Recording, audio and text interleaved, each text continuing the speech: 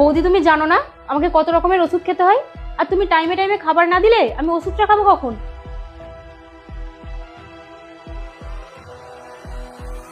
থু থু, এটা একটা খাবার হয়েছে?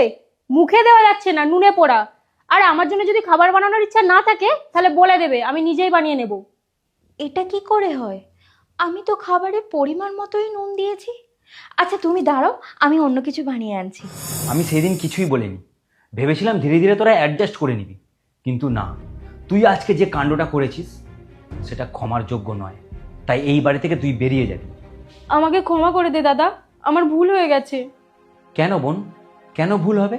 পায়েল তো আমাদের সবসময় খেয়াল রাখে, আমাদের কোনো অসুবিধা হতে দেয়নি। কেন ওকে তোর পছন্দ নয় বলতো? আমি ভুল করেছি, এসব কাণ্ড আমি নিজেই ঘটিয়েছি, যাতে তোর চোখে আমি বৌদিকে খারাপ করতে পারি। আর বৌদি, তুমি আমাকে ক্ষমা করে দিও, আমি আর এরকম কখনো করব না। তুমি আমার থেকে ছোট, তুমি এইভাবে আমার কাছ থেকে ক্ষমা চেও না। আর পবিত্র, ও তো নিজের ভুল বুঝতে পেরেছে, নিজের ভুল বুঝতে পেরে ও তোমার কাছ থেকে ক্ষমা চাইছে। ওকে ক্ষমা করে দাও।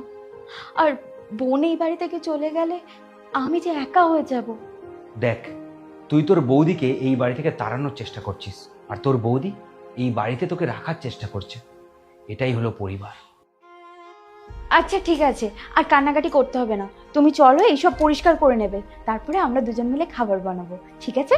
পবিত্র, তুমি রেডি হয়ে যাও, আর আমরা খাবার নিয়ে আসছি, ঠিক আছে? চলো চলো।